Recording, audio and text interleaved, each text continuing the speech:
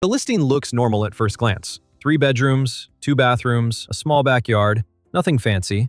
Then you see the price, $500,000. And something feels off, because this house used to be the kind of place a regular family could actually buy. What makes this scary isn't that the house is expensive. It's that almost everyone you know has quietly accepted that this price is normal, even though the math says it isn't.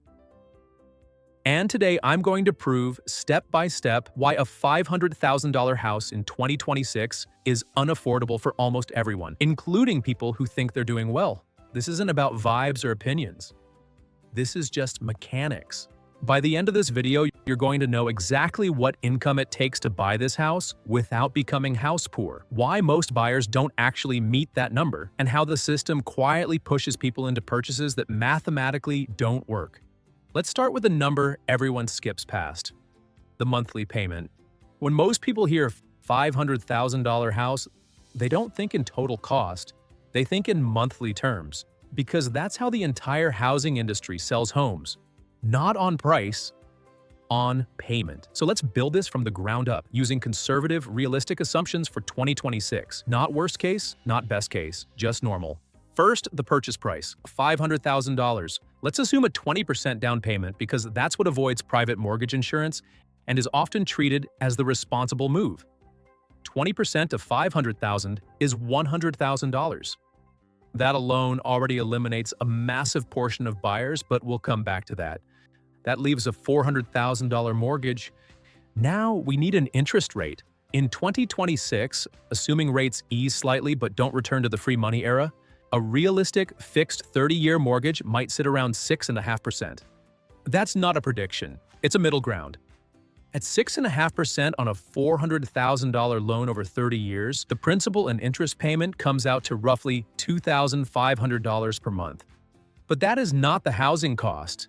That's just the debt service. Next comes property taxes. In many parts of the country, property taxes run around 1% of home value per year, sometimes more, sometimes slightly less. On a $500,000 home, that's $5,000 a year, or about $420 a month. Then homeowner's insurance. On a house like this, let's call it $150 a month. Again, conservative. Then maintenance. This is the cost nobody budgets for, even though it is guaranteed. Roofs wear out, water heaters fail, HVAC systems die. A common rule of thumb is 1% of home value per year. That's another $5,000 a year, or $420 a month. Now add it all together. $2,500 for principal and interest, $420 for taxes, $150 for insurance, $420 for maintenance. That's roughly $3,490 per month. Call it $3,500 to keep the math clean. This is the real monthly cost of owning a $500,000 house. Not the Zillow payment, not the lender estimate, the real cost. Now here's the key rule that actually matters. Housing affordability isn't about whether you can technically make the payment this month. It's about ratios. Most financial guidelines say your total housing costs should not exceed 30% of your gross monthly income. Some lenders allow higher. That doesn't make it safe. It just makes it approved. So if $3,500 is 30% of your income, what does that imply? It implies a gross monthly income of about $11,600. Multiply that by 12, $140,000 per year. That is the income required to comfortably afford a $500,000 house under conservative assumptions. Not survive it, not stretch into it, afford it. And this is where the illusion collapses. Because when most people picture someone making $140,000, they imagine someone rich. But statistically, that income puts you well above the median household. And yet, even at that level, the house is only just barely reasonable. Now let's talk about how many people actually earn that. The median household income in the United States sits far below $100,000. Even among dual-income households, breaking $140,000 is not common outside specific professions or high-cost metro areas. And ironically, high-cost metro areas usually come with even higher housing prices and taxes, which push the required income even higher. So who is actually buying these homes? The answer isn't people who can comfortably afford them. It's people who are stretching, leveraging, and betting that future income or appreciation will bail them out. Let's look at what happens when buyers don't have that $100,000 down payment, because most don't.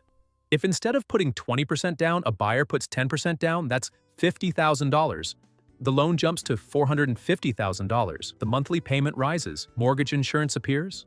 The total monthly housing cost pushes closer to $3,800 or $4,000.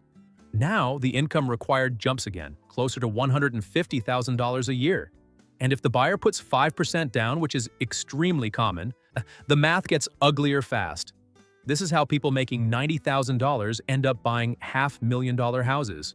Not because it makes sense, but because the system allows it. And this is where psychology enters the picture.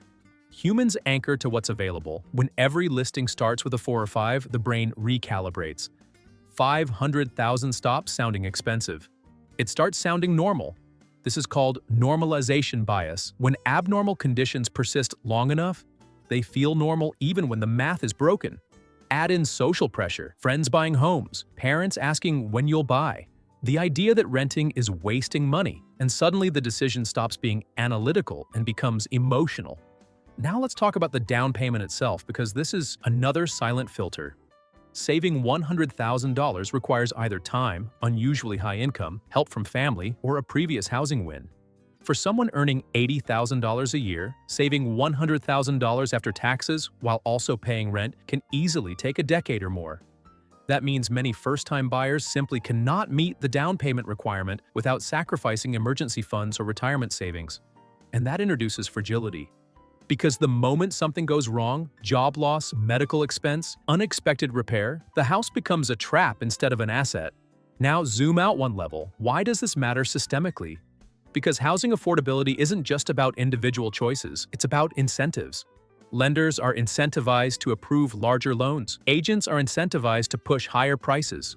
Builders are incentivized to build luxury because margins are better. Cities are incentivized to restrict supply through zoning. Every part of the system benefits from higher prices except the buyer. And when prices detach from incomes, the only way transactions continue is through leverage and risk. That's exactly what we're seeing. The market hasn't become affordable. Buyers have become more stretched. Now let's address the most common rebuttal. But rents are high too. Yes, they are. And that's part of the same problem. Housing scarcity pushes up both rents and prices. But high rent does not magically make an unaffordable purchase affordable. It just makes both options painful.